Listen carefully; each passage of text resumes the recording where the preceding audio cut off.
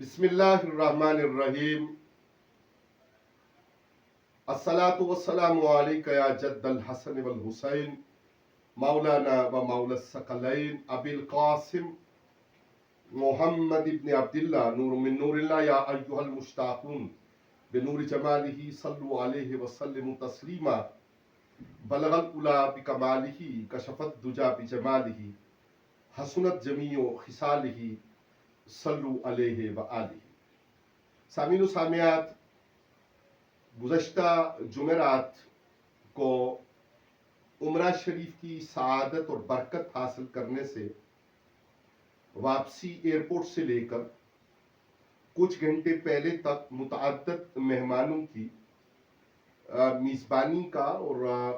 سب کی کرم نوازی کا سامنا ہوا، لیکن ایک تشنگی تھی کہ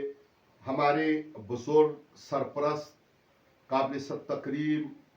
معروف محقق حضرت حافظ صاحب رحمۃ اللہ تعالی علیہ، مصنف و محقق اور دین کا درد رکھنے والی شخصیت، ان کے فرزند ارجمند اور معاشرے کے اہم طبقہ خواتین کا بچیوں کے تعلیم اور تربیت پر خصوصی توجہ فرمانے والے مفتی شفیق الرحمان ہاشمی صاحب مقدس اللہ العالی سے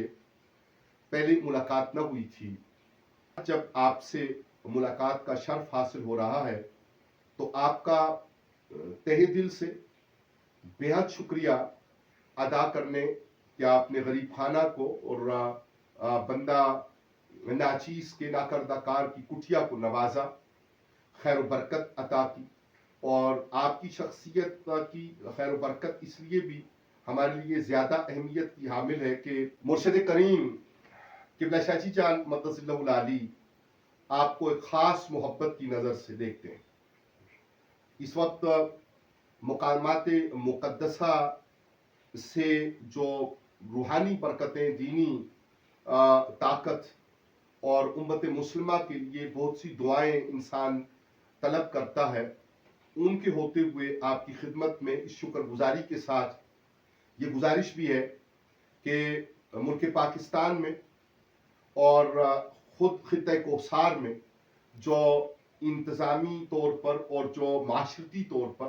ایک افراتفری کا ماحول ہے اور قتل و غارت کا ایک سلسلہ ہے جو تھمنے کو، رکنے کو نہیں مل رہا، تو ہم نے گزشتہ روز یہ گزارش کی ہے کہ کچھ ذمہ داریاں اہل دانش کی اور اصل ذمہ داریاں علماء گرامی قدر کی۔ وہ جو حدیث پاک ہے کہ طاقت سے روکو وہ انتظامیہ اور حکومت کا کام، اور زبان سے کہو وہ آپ کا اور اہل دانش کا کام، اور دل میں برا جانو ہم عوام کا کام۔ لیکن سچی بات یہ ہے کہ حکومتوں اور انتظامیہ کے لیے بھی وہ لوگ مددگار ہو سکتے ہیں جو محراب و منبر کی آواز، درس و تدریس کی آواز اور معاشرے میں آپ جیسا مقام رکھنے والی شخصیات وہ اگر کردار ادا کریں تو بہتری آ سکتی ہے، اور عدم برداشت کا جو سلسلہ ہے جو منتج ہوتا ہے لڑائی جھگڑے پہ اور قتل و غارت پہ، اس کو روکا جا سکتا ہے، اس کی روک تھام کے لیے کام کیا جا سکتا ہے۔ محض مطالبہ کرنا یا محض سخت سست کہنا وہ تو سب کہہ لیتے ہیں، لیکن اصل میں ہماری توجہ جس جانب ہونی چاہیے، تو اس من جملہ کو احاطہ کرتے ہوئے آپ مفتی شفیق الرحمان ہاشمی صاحب ہمیں کیا ارشاد فرماتے ہیں؟ جناب والا شان مفتی شفیق الرحمان ہاشمی صاحب مقدس اللہ العالی۔ بسم اللہ الرحمن الرحیم، نحمدہ ونصلی ونسلم علی رسولہ الکریم، الصلاۃ والسلام علیک یا رسول اللہ وعلی آلک واصحابک یا سیدی یا حبیب اللہ۔ میں سب سے پہلے تو آپ کو عمرہ شریف کی سعادت حاصل کرنے کے بعد واپس آپ تشریف لائے، حرم مکہ، حرم مدینہ، مقدس مقامات کی زیارت، اس کی میرے صاحبزادہ صاحب کی طرف سے دل کی اتھا گہرائیوں سے آپ کو مبارکباد پیش ہے۔ جزاک اللہ۔ اللہ تعالیٰ آپ کا عمرہ، آپ کا سفر اپنی بارگاہ میں قبول فرمائے۔ آمین۔ ہمارے جو دوست ہمارے اس گفتگو کو دیکھ رہے ہیں، اللہ تبارک و تعالیٰ سب کو عمرے کی سعادت عطا فرمائے۔ آمین۔ جہاں تک آپ نے ارشاد فرمایا، جو آپ نے سوال فرمایا ہے، اس میں کوئی شک نہیں ہے کہ گزشتہ کئی مہینوں سے سابقہ تحصیل مری اور اب ضلع مری جو پورے پاکستان میں امن محبت کا درس دیا جاتا تھا اور جس علاقے کی پاکستان کے انتظامیہ مثالیں دیا کرتی تھی کہ مختلف خاندان مختلف قسم کے مسالک اور نظریے کے لوگ رہتے ہیں، لیکن کبھی بھی ایسا نہیں ہوا کہ بات قتل و قتال تک اور خون خرابے تک پہنچے. لیکن ابھی کچھ مہینوں سے 3-4 قتل ایسے ہوئے ہیں کہ 2 قتل تو کافی دن گزرنے کے باوجود، کچھ ماہ گزرنے کے باوجود ان کا اتا پتہ نہیں لگ رہا ہے کہ قاتل کون ہے. دنوئی والا 2 ماہ اور عبد المعیز کا 1.5 ماہ. جی. تو اس سلسلہ میں آپ کا یہ فرمانا کہ ہمارا کیا کردار ہونا چاہیے، انتظامیہ کا کیا کردار ہونا چاہیے، عوام الناس بھی کردار سے خالی نہیں ہے، ان کا بھی ایک مخصوص کردار ہونا چاہیے. میں اپنے جتنے بھی کولیگس ہیں علماء کرام، چاہے وہ جس مکتبہ فکر سے تعلق رکھنے والے ہوں، سب سے گزارش یہ کروں گا کہ تھوڑے عرصے کے لیے ساری چیزوں کو بھلا کے اصلاح معاشرہ اور عدم برداشت پہ محراب و منبر کا اگر استعمال ہو، اس قوم کی رہنمائی، بالخصوص وہ نوجوان طبقہ جو ہماری عمر کے لوگوں سے زیادہ سوشل میڈیا کو چلانا جانتا ہے اور کھیلوں کے میدان اور گھر گھر دروازہ دروازہ بھی جاتا ہے. جی جناب جی، جو جگہ پہ نبی پاک صلی اللہ علیہ وآلہ وبارک وسلم اسلام کے شروع کے جو سال ہیں تو کوئی جگہ نہیں چھوڑتے تھے جہاں عرب کے اس جاہلانہ دور میں جہاں میلے لگا کرتے تھے، نبی پاک صلی اللہ علیہ وسلم کلمے کا پیغام پہنچانے کے لیے ان میلوں میں بھی تشریف لے جایا کرتے تھے. آپ طائف میں بھی گئے ہیں، آپ کو تکالیف بھی ہوئی ہیں جو آپ نے برداشت کی ہیں، آپ نہ برداشت کرتے تو اور کون. بہرحال محراب و منبر کا بہت بڑا کردار ہر زمانے میں ہر دور میں رہا ہے. نبی پاک صلی اللہ علیہ وسلم نے کی ایک حدیث مبارک آپ نے فرمایا کہ کچھ قاتل اور کچھ مقتول، او کما قال رسول اللہ صلی اللہ علیہ وسلم، الفاظ میں اگر کوئی تھوڑی کمی بیش اللہ معاف فرمائے، دونوں جہنم میں جائیں گے. تو اس لیے جائے گا کہ اس نے قتل کیا، مقتول کیوں جائے گا؟ تو نبی پاک صلی اللہ علیہ وسلم نے ارشاد فرمایا ارادہ اس کا بھی تھا قتل کرنے، دونوں نے ہتھیار اٹھایا، ہتھیار اس کے پاس بھی تھا، ہتھیار اس کے پاس بھی تھا. تو اگر اس کا پہلے چل جاتا تو وہ قاتل ہوتا، اس کا پہلا چل گیا ہے تو یہ قاتل ہے. ارادہ دونوں کا یہی تھا کہ میں نے اسے قتل کرنا ہے. اللہ. جب نبی پاک صلی اللہ علیہ وسلم نے اپنا کرتا مبارک عبداللہ ابن ابی کے بیٹے کو دیا نا، تو وہ تو کرتا لے کے چلا گیا. تو صحابہ کرام نے عرض کی یا رسول اللہ صلی اللہ علیہ وسلم، وہ تو آپ کا دشمن ہے، بہت اذیتیں آپ کو اس نے آپ کو دی ہیں، تو آپ اپنا کرتا عطا فرما رہے ہیں. حضور صلی اللہ علیہ وسلم نے فرمایا میرے اوپر اس کا ایک احسان تھا، میں کسی کا احسان اپنے سر پہ نہیں لینا چاہتا ہوں.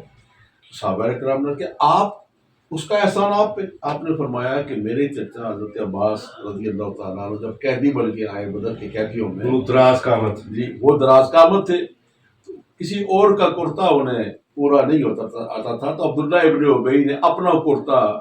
حضرت عباس رضی اللہ تعالیٰ عنہ کو پہننے کے لیے دیا تھا. تو یہ ہم نے میں نے اس تو اب یہ جو معاشرتی نام میں جو اس واقعے سے کیا ثابت ہوا کہ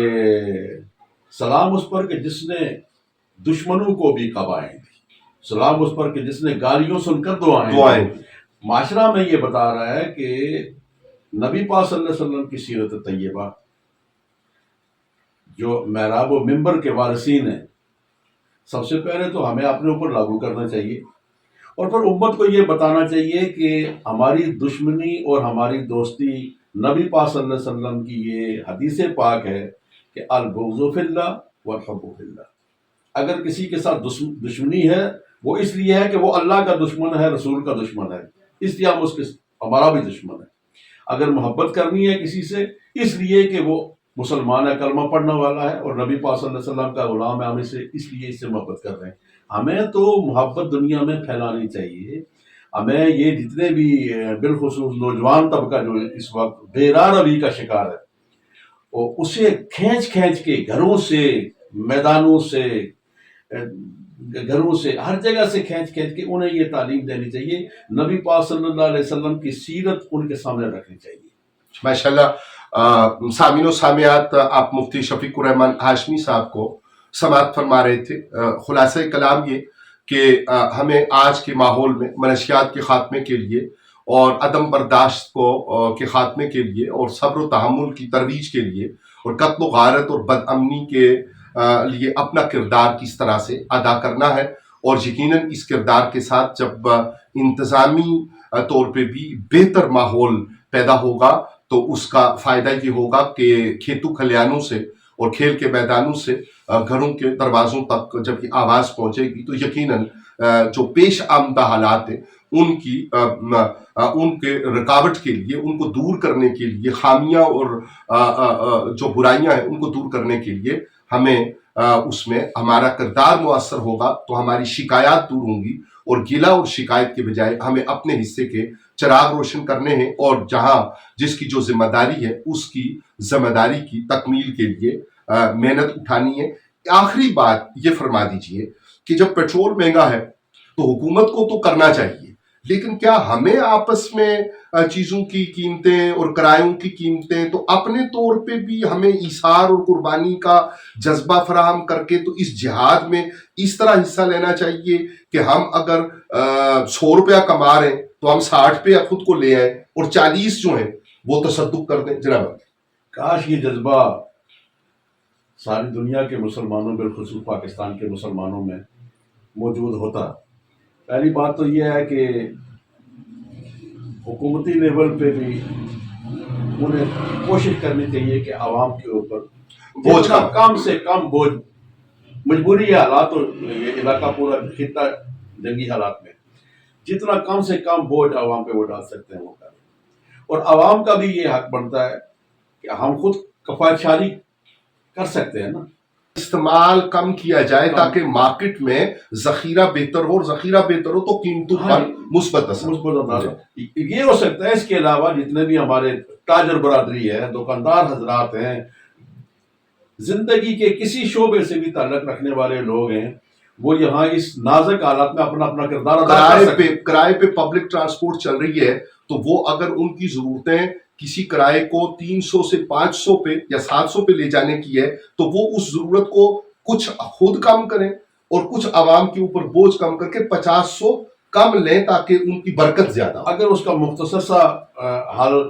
ڈھونڈنا ہے نا ہمیں، وہ یہ ہے کہ ایسے حالات ساری زندگی نہیں دیں گے. جیسے ممکن ہے اللہ کرے، سب سے دعا تو یہ کریں کہ اللہ کرے جتنی جلدی ہو یہ جنگ ختم ہو جائے.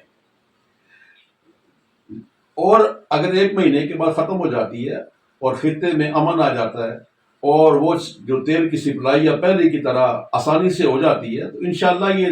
جتنی چیزیں جو اوپر گئی ہیں نیچے آئیں گی. ہمیں سائنس اور ٹیکنالوجی میں اتنی ترقی ملے کہ جو ریکوٹک کا معاہدہ ہے اس ریکوٹک کے معاہدے کے بجائے ہمارے سائنسدان، ہمارے نوجوان، ہماری اگلی نسل آئندہ بلوچستان کی سرزمین میں، پاکستان میں کسی جگہ اس طرح کے ذخائر ہوں تو اس کے سارے فوائد ملت اسلامیہ کو، بلاد اسلامیہ کو اور وطن عزیز کو مل سکے. بہت شکریہ جناب آپ کی تشریف آوری کا، خوبصورت کلمات سے نوازنے کا. آپ کی مہربانی کہ آپ تشریف لائے. جزاک اللہ خیر. والسلام علیکم ورحمۃ اللہ وبرکاتہ.